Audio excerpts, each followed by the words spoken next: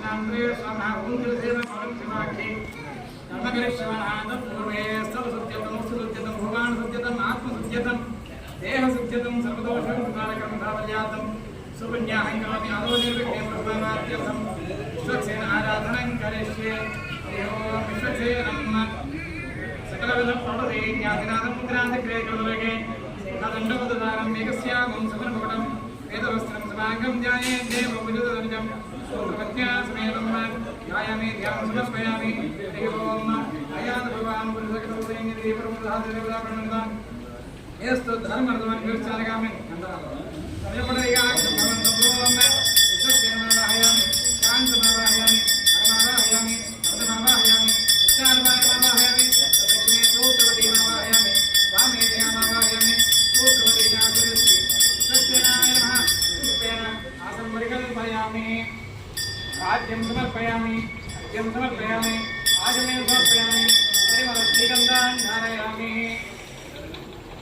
पुष्पैरभ्यच्च ओम विश्वक्सेनाय नमः ओम शान्ताय नमः ओम हराय नमः ओम अमिताय नमः ओम नित्यानपाय नमः ओम सूत्रवत्यै नमः ओम जयाय नमः सूत्रवते ध्यासैरस्ये विश्वक्सेनाय नमः नानाविध परिमलपत्रपुण्यपुष्पाक्षराणि समर्पयामि अग्निन्दोदं वृणेमि हेमदानं विश्ववेदसं स्नेहस्य परिमलधूपमाग्रापयामि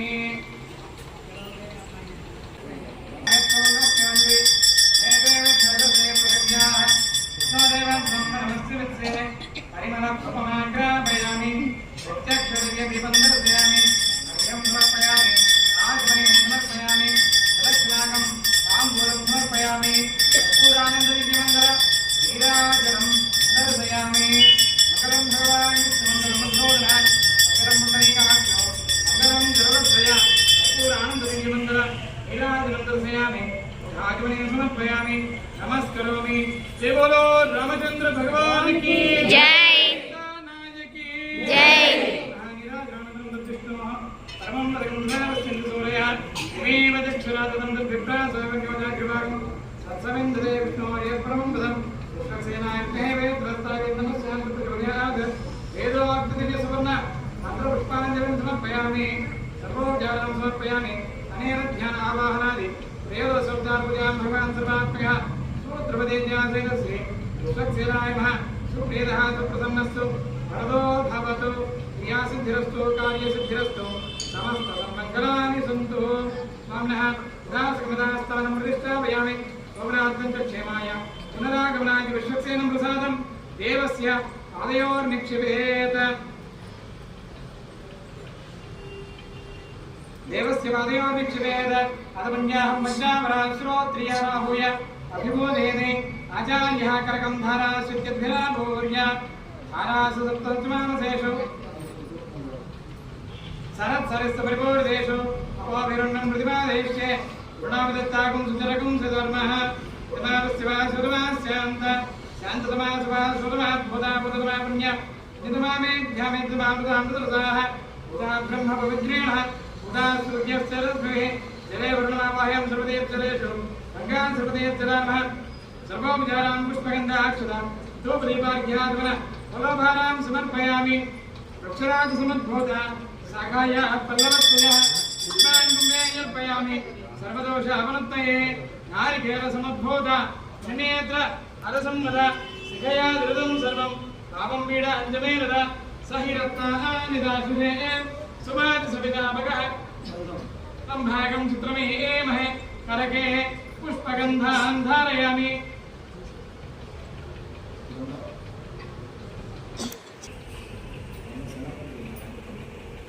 गन्धान् धारयामि पुण्यपुष्पेणभ्यच्च ओम वरुणाय नमः ओम मृतेर्धे नमः ओम रक्तामृताय नमः यातस्महे नमः गङ्गासुरतीर्थला नमः नानाविधपरिमलमुद्रा पुण्यपुष्पाक्षतां समर्पयामि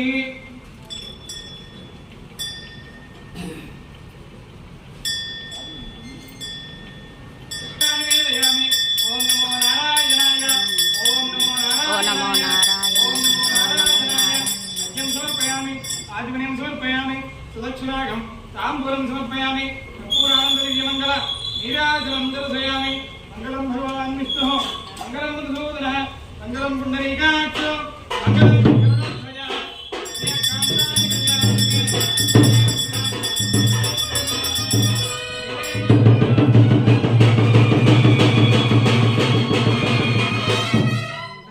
సమర్పయామి నమస్కరోమి స్వమహనిరాజాం బ్రహ్మ సర్వోపచారం సమర్పయామి ఓం భూః భువః పూర్వోక్తేమనుసరిష్టాయామస్యాం సుదదం అస్య దేవదేవస్య భగవదాజ్ఞా భగవత్ప్రీత్యర్థం హనుమత్సీతాలక్ష్మణసేన శ్రీ సీతారామచంద్ర స్వామినః వార్షిక బ్రహ్మోత్సవాంతర్గతేన ద్వాదశదక్షిణాంతరే పూంజలసేవ శైనాదివాసాక్షి కర్మకరిష్మాణः తత్పూర్వే స్తవశుద్ధ్యతం సుశుద్ధ్యతం భగవాన్ శుద్ధ్యతం ఆత్మశుద్ధ్యతం దేహశుద్ధ్యతం సర్వదోషముక్తద్వారకర్మసాఫల్యార్థం సుపుణ్యాహం కరోమి పురుష్వాన్ స్వస్తి సుప్రోక్షితమస్తు అస్తు ప్రజాపతి ప్రియదాం వేదానాం ప్రజాపతి శ్యామ్యంతు ఘోరాణి ఘోరాణి శ్యామ్యంతు పాపాని పాపాని శ్యామ్యంతు యదయః శ్యామ్యంతు శుభాని వర్ధంతాం శుభాని లోకో దేవావంతు నాయదాగుత్వ విచక్రమే సత్తరామభిః ఇదం విష్ణార్విచక్రమే ప్రధానదేవం సమూఢమస్వాగుంధ్రే రేణిపదావిచక్రమే ఉత్తరఘోపాదాభ్యః ధర్మాని ధారయన్నే విష్ణోకర్మాణి సుదేతోమృతాని ముద్మదే ఇంద్రస్వైధ్యస్సఖాః తద్విష్ణోమాం పరమృగం దదావస్యంతి సూర్యః దివీమయక్షరాదధర్మ త్రిప్రాసామి పన్యవో వ్యాఘ్రవాగం సత్సమిందదే విష్ణోర్యత్ పరమం పదం కర్మణి స్వస్తి పుణ్యాహం వృద్ధిభవంతో భ్రవంతో వృద్ధ్యతాం సమృద్ధిః ఆపోయిష్టామ యోగవస్థాన ఊర్ధ్యేదదాంధ్ర మహేరణాయ చక్షుదే యోగస్యవదమానతస్తస్య మహాదేవేనః సతీరివ మాతరః తస్మాదరంగమానో కీర్తన యస్య క్షయాయ జన్మదా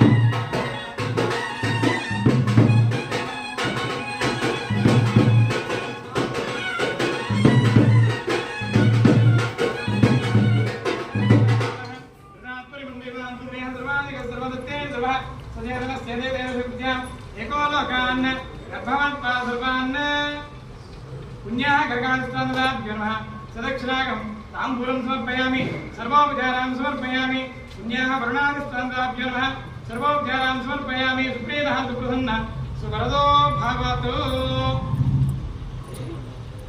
వార్షిక బ్రహ్మోత్సవాలు పూర్తి చేసుకుంటున్నాం. అవునా? పాట పాడుకుంటారా? పరుపులు ఏర్పాటు చేయమంటారా? చెప్పాలి. మీరు వింటున్నారు అని అర్థం ఏంటంటే జై శ్రీరామ్ అన్నారు. జై శ్రీరామ్. పూర్తి చేసుకుంటామా? బ్రహ్మోత్సవాలు అయిపోతున్నాయా? కాబట్టి మరి బ్రహ్మోత్సవాల్లో ఇంతకుముందు నేను చేసే చోట బ్రహ్మోత్సవాలకి ఇక్కడికి చాలా వ్యత్యాసం కనబడుతుంది. ఏమిటా వ్యత్యాసం అంటే ఆచార్య స్వామిలో కాదు, వారు చేసే కైంకర్యాలు ప్రసాదాలు తెల్లవారుజాము 3ంటికి వెళ్ళి మడిగట్టుకొని ప్రసాదం చేయటం, వారంతా కైంకర్యాలన్నీ వారి ధర్మ ప్రకారం వారు ఆచరిస్తున్నారు. యాజ్ఞిక బ్రహ్మ అంత దూరం నుంచి వచ్చి తిరుపతి నుంచి వచ్చి ఇక్కడ చేయాల్సిన యజ్ఞకృతులన్నీ కూడా శాస్త్రబద్ధంగా జరుగుతుంది. మరి ఏం జరగట్లేదు. స్వామికి ఏం లోటు జరుగుతుంది, ఎటువైపు నుంచి జరుగుతుంది? భక్తుల వైపు నుంచి చిన్న చిన్న మార్పు చేర్పులు వేసుకోవాలి. దానికి ముందు ఒక కథ చెప్పుకుందాం. కథ అనగానే ముందు ఆవలింతలు వచ్చేస్తాయి. అంటే నేను నిద్ర వస్తున్న మధ్యలో డోర్ టకాటగా కొడుతుంది. పూర్వంలో అయోధ్యలో శ్రీరామచంద్రుడి యొక్క రాజ్య పరిపాలన జరుగుతున్న సమయంలో రాజ్య పరిపాలన ఎట్లా ఉందయ్యారంటే తన ధర్మాన్ని చూసి ధర్మ కర్తవ్యాన్ని చూసి తండ్రి ఏ విధంగా అయితే ధర్మాన్ని ఆచరిస్తుంటే తన సంతానం కూడా అదే ఆచరిస్తుంది. అవునా కాదా? తండ్రి ఇంట్లో సిగరెట్ తాగుతున్నాడు, ఆయన రే ఏంటో చదువుకుని చేస్తున్నావు అని కొడుక్కి భగవద్గీత చదువుతాయి, కొడుకు వింటాడా? అవునా? మనం ఆచరించాలి, మన పిల్లలకి చెప్పాలి. శ్రీరామచంద్రుడు దశరథుడి నుంచి నేర్చుకున్నది అదే. దశరథుడు ఏ విధంగా అయితే ధర్మ పరిపాలన 60,000 సంవత్సరాలు నిష్ఠాగరిష్ఠతో చేశాడో అదే ధర్మ పరిపాలనని శ్రీరామచంద్రుడు కూడా వంశపారపర్యంగా ఇక్ష్వాకుల వంశాన్ని నిలబెట్టడం కోసం నిర్వర్తిస్తూ వస్తున్నాడు. ఆ నిర్వర్తిస్తూ వస్తున్న సామ్రాజ్యంలో ఉన్నటువంటి ప్రజలంతా కూడా తన ధర్మ పాలనకి భక్తులై తన అడుగుజాడలకి ఏమాత్రం కూడా తూచా తప్పకుండా అందరూ పాటిస్తున్నారట. ఆ సమయంలో ఒక్కరు మాత్రం నిరంతరం ఏడుస్తూ ఉన్నారట. ఎవరో గమనించగలరా వారు? ఎవరైనా చెప్పాలి. శ్రీరామరాజ్యంలో ఒకరు మాత్రం ఎప్పుడు ఏడుపు మొహంతోనే ఉంటారు. ఇంకా కైకేయి, ఇంకా మందర, ఇంకా చెప్పాలి. ఏదో ఒకటి చెప్పండి, నోట్లో వచ్చింది. సినిమా డైరెక్టర్లు సినిమా పేర్లు చెప్పండి, 150 చెప్పేస్తారు. రామాయణం గురించి మనం తెలుసుకోలేకపోతే రేపు మన పిల్లల తరం ఏం చేస్తారు? రాముడి గుడి కాపాడండి రా అంటే ఏం కాపాడుతారు? రామరాజ్యంలో నిరంతరం ప్రతిరోజు ఏడుస్తున్న వాళ్ళు ఎవరయ్యా అంటే యమధర్మరాజు. ఎందుకో తెలుసా? ధర్మాన్ని ఆచరిస్తుంటే యమలోకంలో నరకం అనుభవించడానికి పాపం చేసిన వాడు ఎవడూ లేడట. అందరూ స్వర్గానికి ఎక్కువ లైన్ కడుతున్నారు. స్వర్గం అంతా ఫుల్ రష్ అయిపోయినది, అక్కడ హౌస్ఫుల్ అయిపోయింది, బోర్డు పెట్టేశారు జైలు ద్వారపాలకులు కూడా. అయినా కానీ అక్కడే ఆనంద తాండవంలో అందరూ మునిగి తేలుతూ ఉన్నారు. యమధర్మరాజు మాత్రం ఏం పని పాట లేకుండా ఖాళీగా కూర్చొని ఎందులో నాకు ఈ పోస్టు దేవుడా అని చెప్పి రాముడికి ఒక రోజు వచ్చి గోలు పెట్టుకున్నాడు. ఆయన దగ్గర ఉన్నటువంటి బాండీలు, ఆయన చేసేటువంటి కొరడాలు ఇవన్నీ కూడా తుప్పు పట్టిపోయి, ధూళి పట్టిపోయి, పురుగులు పట్టిపోయి, చెదలు పట్టిపోయి అనవసరంగా పక్కన పడిపోయి ఉన్నాయి. అంత అవధాన స్థితిలో ఉన్నటువంటి యమధర్మరాజు యొక్క పరిస్థితిని గమనిస్తే రామరాజ్యం ఎంత ధర్మ పరిపాలన జరిగిందో మనకి బాగా అవగతం అవుతుంది. అవలంతులు మొదలయ్యాయా? కథ మొదట్లోనే ఉంది. అందుకని ఆ విధంగా ఒకనాడు ఇంత ధర్మ పరిపాలనలో ఉన్నటువంటి రామరాజ్యంలో ఒక భిక్షగాడు దారిలో వెళ్తూ వెళ్తూ తన చేతిలో ఉన్న కర్రతో కుక్కని కొట్టాడు. సహజంగా దారిలో కుక్క ఎదురైతే కొట్టగా ఏం చేస్తాం? కొట్టాడు. ఎందుకు కొడతారు కుక్కని? అరుస్తుందా? కలుస్తుందా? అరే ఇంట్లో మన మొగుడు మీద అందరూ ఇదే కదా చేస్తుంది రోజు రాత్రి పూట. కారణం అతను కలుస్తుందేమో కుక్క అనని అది కరవక ముందే ఏమో దెబ్బేసేసేట పడుకున్న కుక్క మీద. ఎందుకైనా మంచిది, నా చేతిలో కర్ర ఉందని దానికి తెలుస్తుంది అని వీడి ప్రాబల్యం చూపించుకోవడం కోసం దెబ్బేశాడు. సరే అది కుయ్యం, ఆ దెబ్బ కాస్త అదే కంటి దగ్గర ఎక్కడో తగిలింది. పాపం చేజారి ఆ కుక్క కుయ్యమర్రు అనుకుంటూ ఏం చేసింది? జై శ్రీరామ్. ఏదో ఒకటి చెప్పండి. ప్రశ్నలు వేస్తుంటాం, ఏం చెప్పాలని ఆలోచిస్తే అట్లా పర్లేదు. ఇదే ఎగ్జామినేషన్ కాదు, నీకు 100 మార్కులు వస్తే వెళ్ళేలోపు అదవుతుందా? జై శ్రీరామ్. ఏం చేస్తుంది? తిరగబడాల్సిన కుక్క అది తిరగబడాల్సిన కుక్క తిరగబడకుండా వెంటనే రామరాజ్యంలోకి వెళ్ళి జాగంట మోగించింది. ఆ సమయం ఒక అర్ధరాత్రి వేళ సుమారుగా. ఇప్పుడు నేను 12 అన్నా అనుకోండి, ఓహో మీరు ఆ టైంలో ఉన్నారా, మీరే నాకు దారి పోయే వెచ్చగడారంటారు. అందుకని నేను సమయం చెప్పట్లేదు. ఒక అర్ధరాత్రి వేళ, ఆ అర్ధరాత్రి వేళ జాగంట మోగంగానే ధర్మగంట ఎప్పుడైతే మోగుతుందో ఎంతటి నిద్రలో ఉన్నా, ఎంతటి కర్మ ద్రస్తులో ఉన్నా కానీ శ్రీరామచంద్రుడు వెంటనే సభ ఏర్పాటు చేసేస్తాడు. సభ ఏర్పాటు చేసి ఆ వచ్చిన వారికి న్యాయం చేయండి తను ఆ రోజు భోజనం తినడం. అంతటి రామచంద్రుడు వెంటనే ఒక అర్ధరాత్రి వేళ మంత్రివర్యులు, పురోహితులు అందరూ కూడా వెంటనే ఉలిక్కిపడి లేచారు. లేచి జయగంట మోగించింది ఎవరో చూడండి అని శాసించగానే వెంటనే అక్కడికి జయగంట దగ్గరికి వెళ్తే అక్కడ ఎవరు కనిపించట్లేదు, భటులకి మురిగే కుక్క తప్పింది. చివరికి మహారాజా ఎవరు లేరు అని చెప్పి ఆ భట్లు వచ్చి చెప్పటం, మళ్ళీ జయగంట మోగటం, మళ్ళీ అక్కడికి వెళ్ళి చూస్తే ఎవరు లేకపోవటం. ఈసారి మంత్రి కాకుండా లక్ష్మణుడే తన బాధ్యతగా నిర్వర్తించుకొని వెళ్ళి చూస్తున్నాడు. అక్కడ పర్యవేక్షణ చేస్తున్నాడు. ఎవరా జయగంట కొట్టింది ఎవరా అంటే ఒక్క సునకం తప్పితే ఆ పరిసరాల్లో ఏదీ కనిపించట్లేదు. ఆ జయగంట ఎక్కడి దాకా మ్రోగటం వినపడుతుందంటే 60,000 మైళ్ళ దూరం వరకు మోత వినపడుతుంది. అంత పెద్ద గంట, అంత దృఢమైన గంటను కూడా అవలీలగా ఆ కుక్క మోగించేసింది. చివరికి ఇదేదో సునకమే మోగించి ఉంటుంది, సునకరాజా నువ్వేనా అని ఎవరు అడిగారు? లక్ష్మణుడు అడిగాడు. వెంటనే సునకరాజు మాట్లాడటం మొదలుపెట్టింది. ప్రభు, నేనే మోగించింది, నాకే కష్టం ఏర్పడింది, శ్రీరామచంద్రుడిని మేల్కొల్పండి. మామూలుగా కుక్క అరవడం చూస్తాం, కానీ అక్కడ మాట్లాడుతున్న కుక్కను చూసి వెంటనే ఆశ్చర్యచకితుడయ్యాడు లక్ష్మణుడు. వెంటనే రాజు పురోహితుల్ని మంత్రులందరినీ పిలిచి సభ ఏర్పాటు చేశాడు. చేసి ఆ సభలో శ్రీరామచంద్రుడు ఆహ్వానించి కూర్చోబెట్టారు. వెంటనే రామచంద్రుడు అడిగేశారు, ఎవరా అభాగ్యులు సభలోకి ఏర్పడుతుండి వారికి న్యాయం చేద్దామని అన్నారు. అందరూ కూడా నిష్ణాతులై కూర్చొని ఉన్నారు, ఎవరు ఏం మాట్లాడలేకపోతున్నారు. రాముడు వెంటనే మళ్ళీ లక్ష్మణుని అడిగాడు, లక్ష్మణ, ఇందాక ఆదేశించాను కదా తీసుకురమ్మని, ఎవరు అభాగ్యులు తీసుకొచ్చి సభలో నిలబెట్టు అనగానే, స్వామి అది కూడా మీకు ఎదురుగా కనబడుతున్న సునకారాజా అనగానే రాముడు మళ్ళీ ఆశ్చర్యపోవటం మొదలుపెట్టాడు. రామరాజ్యంలో ఎవరికీ రాని కష్టం కుక్కకు వచ్చిందా, ఆ కుక్క కూడా అంత పెద్ద జయగంటను మోగించిందా అనగానే, రాజా మీరు ఇక్కడ నుంచి ఎన్నో ఆశ్చర్యపోతారు అని లక్ష్మణుడు చెబుతున్నాడు. ఎందుకని అది మాట్లాడటం విని లక్ష్మణుడు సూచనగా చెప్పాడు, మహారాజా మీరు నోరు నిలబెట్టే సమయం వచ్చేసింది, రామరాజ్యంలో ఏదో తేడా పడుతున్నది అనగానే రాముడు వెంటనే ఆ సునకరాజుని అడగటం మొదలుపెట్టాడు. సునకరాజా ఏంటి నీ సమస్య అని అడుగుదాం అనుకుంటూనే, ఇది బోబో కుయ్ కుయ్ అంటుంది కదా, ఇదేం చెప్పగలదు అనుకుంటూనే, సరే తన ధర్మంగా అడగాలి కాబట్టి మంత్రివర్యుడి చేత అడిగించారు. సునకరాజు చెప్పడం మొదలుపెట్టింది, ప్రభు, నేను అర్ధరాత్రి అలసిపోయి నిద్రపోతున్న వేళ దారిని వెళ్తున్నటువంటి భిక్షగాడు తన కర్రతో నన్ను అపరాధంగా కొట్టాడు. నేను ఏమి చేయలే, అరవలేదు కరవలేదు, ఏమి చేయలే, అపరాధంగా తను వెళ్తూ నన్ను కొట్టాడు. ఇంతేనా, ఇదేనా సమస్య? ఈ సమస్య కోసమా ఇప్పుడు ఇంత అర్ధరాత్రి ఇప్పుడు జయగంట కొట్టావు అని అనుకున్నారు. చుట్టూతా మారుమోగిన జయగంట 60,000 కిలోమీటర్ల మైళ్ళ దూరంలో మోగింది కదా. అందరూ కూడా వేగవేగంగా పరిగెత్తుకుంటూ వచ్చేసారు ఆ సభలోకి. బాహుబలిలో కనుక పెద్ద డయాస్ చూస్తారా, అంతటికంటే చాలా పెద్ద డయాసట. ఊర్లన్నీ కూడా అక్కడికి వచ్చేసాయి. రాముడు ఏం తీర్పు చెప్పబోతున్నాడు? యమధర్మరాజు ఏడ్చే వేళల్లో జయగంట తుప్పుపట్టిపోయి ఉన్న సమయంలో ఈ రామరాజ్యంలో కష్టం వచ్చింది ఎవరికి అని, అటువంటి రాముడు ఏం చెప్తాడా అని విందామని చెప్పి దశరథుడు సైతం వచ్చి సభలో కూర్చున్నట్ట. చకితుడే ఒక్క మనోహరంగా అందరూ ఆశ్చర్యచకితులై చూస్తున్నారు.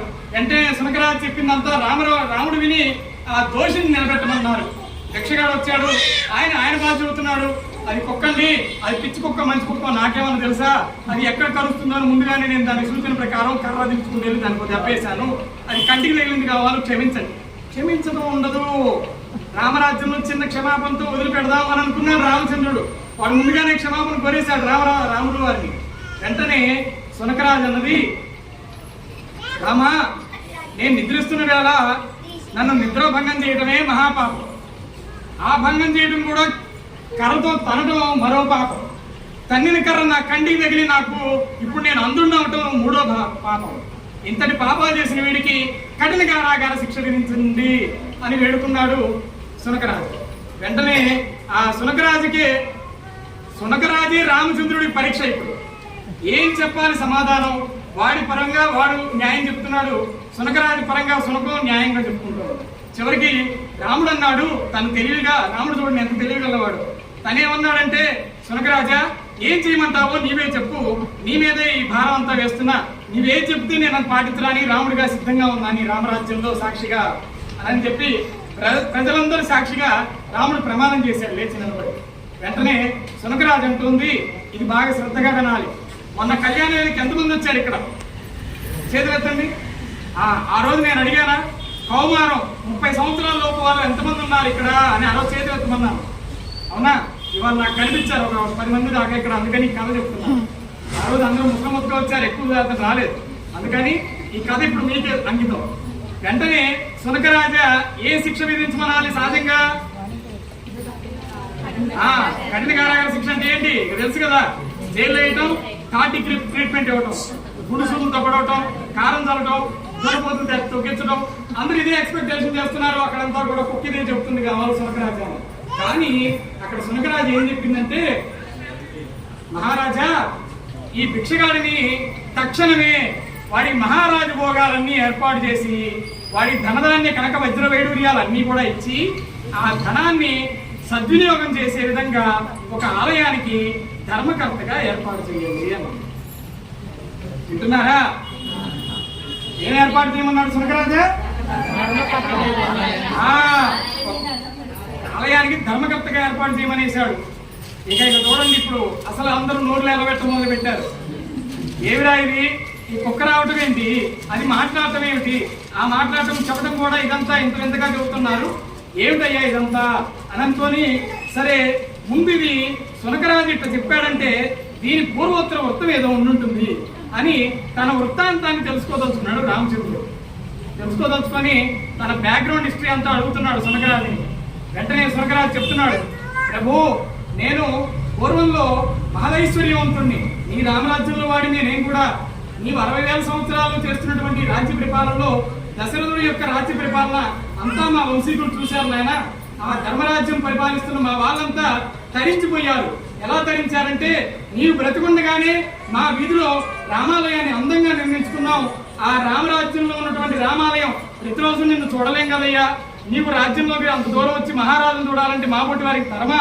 అందుకని నీ ధర్మరాజ్యాన్ని అంతా కూడా ప్రతిరోజు స్మరించుకుంటూ మేము నీ ఆలయంలో నీ కీర్తనలు భజనలు చేసుకుంటూ పునీతులు అయిపోతున్నాం అని చెప్పి తన వృత్తాంతం అంతా చెప్తూనే వెంటనే ఈ మాట అన్నది. ఏమన్నది? ఈ యొక్క వంశంలో, ఈ ధర్మం పాటించేటువంటి ఆలయం నిర్మించినటువంటి వంశంలో నేను ఒక కుమారుడిగా జన్మించాను నాయన. అవునా? ఇప్పుడు మీ తల్లిదండ్రులందరికీ మీరు పుత్రులా కదా, పుత్రికలు. మళ్ళీ నిద్రపోతున్నారు. జై శ్రీరామ్. అవునా కదా? అవును. మీరంతా కూడా మరి ఇక్కడ ఈ ఆలయం నిర్మించిన ధర్మకర్త ఎవరంటే మీరు ఏం చెప్తారు? ఎవరో ఒక పేరు చెప్తారా? ఆ ఒక్కడిదేనా బాధ్యత? కాబట్టి అందరం వచ్చాం కదా, మనందరిది, ఈ చుట్టుపక్కల ఉన్న వాళ్ళందరిది కూడా బాధ్యత. అందుకే తలా ₹1 వేసుకొని ఆనాడు మన పూర్వీకులు ఎంతో కష్టంతో ఇష్టంతో రాముణ్ణి ప్రతిష్ఠించుకున్నారు. ఆ రాముణ్ణి మన పూర్వీకుల యొక్క గోత్రనామాలన్నీ చెప్పుకుంటూ నిరంతరం మనం ఇక్కడ అర్చన చేయించుకుంటూ వస్తున్నామా లేదా? లేదా ఆ గుడి కట్టిన ధర్మకర్త ఒక్కరే వస్తున్నారా? అందరూ వస్తున్నాం. కాబట్టి ఆ సునకరాజు చెప్తుంది, నాయన ఇది ఆ పూర్వీకులు నిర్మించినటువంటి ఆలయంలో నేను ఒక ధర్మకర్తగా నా వంశం, నా ధర్మం, నా పరిపాలన వచ్చేసరికి నేను చెడు సవాసాలు పట్టాను. నేను రాముడి యొక్క నీ యొక్క ఆలయంలో నీ విగ్రహం పెట్టుకొని ఆరాధన చేయటం లేదు, కీర్తనలు జరపడం లేదు. ధర్మ పరిపాలనలో ఏ విధంగా అయితే చేయాలో నిత్య కైంకర్యాలు, ఆ కైంకర్యాలు చేయవలసినటువంటి నిత్య సేవలు ఏమీ నేను చేయలేకపోయాను, చేయట్లేదు. ఎందుకు చేయట్లేదంటే నా పూర్వీకులు సంపాదించిన సంపాదన అంతా కూడా నేను నా వృధా ఖర్చులకి, వ్యసనాలకి మాత్రమే వాడుకున్నాను. రామరక్షణార్థం, ధర్మరక్షణార్థం నేను ఏ ₹1 కూడా దాంట్లో ఖర్చు పెట్టలేదు.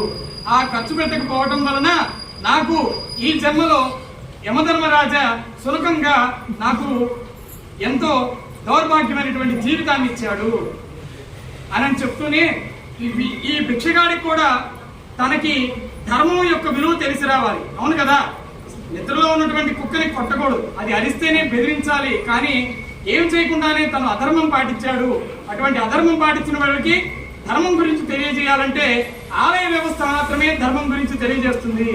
కాబట్టి ఆలయంలో ధర్మకర్తగా తనని నిర్వర్తించేటువంటి బాధ్యతలు ఇస్తూనే ఆ బాధ్యతలు మోపటానికి వజ్రవైడూరి మణిమాణిక్యాలు ధనం కూడా ఏర్పాటు చేయండి. ఆ ధనం వల్లనే నేను పాడైపోయాను, కానీ ఆ ధనాన్ని వాడు సద్వినియోగం చేస్తే పునీతుడు అవుతాడు, లేకపోతే నరకంలోకి వెళ్తాడు అని చెప్తుంది. వెంటనే శ్రీరామచంద్రుడు ఎంతో ఆశ్చర్యపోయాడు. సభంతా నిశ్చలంగా కూర్చొని చూస్తుంటే రాముడు ఒకసారి లేచి నిల్చొని సునకరాజుకి నమస్కారం చేసి, ఎవరైనా కఠినగారా శిక్ష విధించమని అంటాం. మనం ఏదైనా ఇంట్లో కోపం వస్తే ముందు పిల్లాడి మీదనే చేయలేస్తుంది, అవునా? ఇంట్లో భర్త మీదనే కోప ఇష్టాలన్నీ చూపిస్తూ ఉంటాం. బయట సమాజంలోకి వచ్చినా కానీ మనం మన యొక్క కోపాన్ని అదుపుచ్చుకోలేక కామక్రోధ లోభ మొహాలకు ఉండిపోతూ మనం ఏదో ఒక విధంగా మనం అధర్మ పాలన చేస్తూనే ఉంటాం. కానీ ఓ సునకరాజా, నీవు చేసినటువంటి ఆలోచన చాలా ఉత్తమమైంది అని చెప్తూనే రాముడు తక్షణమే ఆ యొక్క శాసనాన్ని వెంటనే తను అధిరోహించేశాడు. ఆ అధికారికంగా అది నిర్వర్తించడంతో వెంటనే ఎంత ధర్మమైనటువంటి పాలనైనా కానీ ఆలయం ద్వారానే తెలుసుకోగలుగుతాం, అవునా? ఇప్పుడు ఇక్కడ కథలో మీకు ఏమర్థమైంది? మా అందరినీ కుక్కలు అన్నారండి మీరు, అంతేనా? అదే పట్టుకుంటారు కదా, ఏం పట్టుకుంటున్నారు మీరు? ఇప్పుడు మీలో ఉన్నటువంటి రేపు వచ్చే సంవత్సరం రాబోయేటువంటి బ్రహ్మోత్సవాల్లో మీరు చేయవలసిన కర్తవ్యాలు, మార్పులు చేర్పులు ఏంటో ఇప్పుడు వినండి. అందరూ కూడా సాంప్రదాయమైనటువంటి చీర ధారణే చేసి రావాలి. సాంప్రదాయమైనటువంటి హైందవ దుస్తుల్లో మాత్రమే ఆలయానికి రావాలి. పురుషులు ధోవతి ఉత్తరీయం వేసుకొని మాత్రమే రావాలి. అటువంటి వారికి మాత్రమే వచ్చే సంవత్సరం పల్లకి మోసేటువంటి యోగ్యత, అది అధికారం కాదు, అర్థమవుతుంది? అది అధికారం కాదు, యోగ్యత. రాముడు ఎంతో మందికి ఇవ్వలేదు ఆ యోగ్యత, కేవలం మన 100 మందికే ఇచ్చాడు ఈ యొక్క కథ వినాలి, భాగ్యం చూడాలి అని, అవునా? అటువంటి యోగ్యతను మనందరం ధర్మబద్ధంగా సద్వినియోగం చేసుకోవాలి. పురుషులంతా కూడా ఆ ఫ్యాన్ చొక్కాలు వేసుకుని రావడం ఉండకూడదు. ఎవరు కూడా ఆలయానికి వచ్చినప్పుడు ఎంత దూరం నుంచి వస్తున్నా, రాముడు 16 సంవత్సరాలు అరణ్యంలో పాదరక్ష లేకుండానే నడిచాడు. మనం మన ఇంటి దగ్గర నుంచి సిమెంట్ రోడ్డు, శుద్ధంగా ఉన్న సిమెంట్ రోడ్డులో నడుచుకుంటూ రాలేమా? పాదరక్షలు వేసుకొని రావాలా? పాదరక్షలు ఆలయానికి వేసుకురాకూడదు, అర్థమవుతుందా? వచ్చి ప్రతి ఒక్కరు కూడా గోత్రనామాలంటే కేవలం గోత్రం, మన తల్లిదండ్రి పేరు చెప్పి సహకుటుంబం అంటే సరిపోతుంది. పంతులు గారికి 150 పేర్లన్నీ చెప్తూ మా పిల్లాడు, మావాడు, అక్కడ ఉన్నవాడు, ఇక్కడ ఉన్నవాడు, వీళ్ళందరికీ అక్కర్లేదు, అర్థమవుతుందా? సహకుటుంబారం అంటే అందరూ ఉన్నారు దాంట్లో. పైగా వినండి బాగా, పురుషుడి గోత్రం పేరు చెప్పి ధర్మపత్ని సమేత సహకుటుంబారం అంటేనే చాలా ఉత్తమం. ఎందుకంటే పురుషుడు ఏదైనా తెలియకుండా ఇంకొక తప్పుడు దారి పట్టినా ధర్మపత్ని నేనే కాబట్టి అది మీకు మాత్రమే ఆ పూజా సంస్కారం అంతా చెందుతుంది, అవునా కదా? అవునా కదా మాతృమూర్తులు? అందుకని తొందరపడి ఎప్పుడు కూడా మీ పేర్లు, మీ పిల్లల పేర్లు చెప్పడానికి ప్రయత్నం చేయకుండా ధర్మపత్ని సపుత్రక సకుటుంబాలం అని చెప్పించుకోండి, అర్థమవుతుందా? ముఖ్యంగా అందరూ కూడా హైందవ ధర్మ సాంప్రదాయ వస్త్రాల్లోనే రావాలి. వాళ్ళు కదండి పీటల మీద కూర్చొని ఇది మాకేం పని అంటే కాదు. ఈ ఆలయ వ్యవస్థ మనందరిది, ఈ ధర్మం పాటించాల్సిన మనందరి బాధ్యత. కాబట్టి మనం అందరం ఇక్కడ డబ్బులు, చందాలు వేసేవాళ్ళు వేస్తూ ఉంటారు, ఇచ్చేవాళ్ళు కైంకర్యాలు చేస్తుంటారు. మనం చేదోడు వాదోడిగా ఒకరు పల్లకి మోయాలి, ఒకరు కాగడా పట్టాలి, ఒకరు వాయిద్యం వాయించాలి. ఎవరి సేవ వాళ్ళది, ఎవరి ధర్మం వాళ్ళది. ధర్మం పాటించే అందరూ కూడా సధర్మంగా పాటిస్తేనే ఉత్తమమైన ఫలితాలు వచ్చి మోక్షాన్ని పొందుతారు. తద్విష్ణోః పరమం పదకం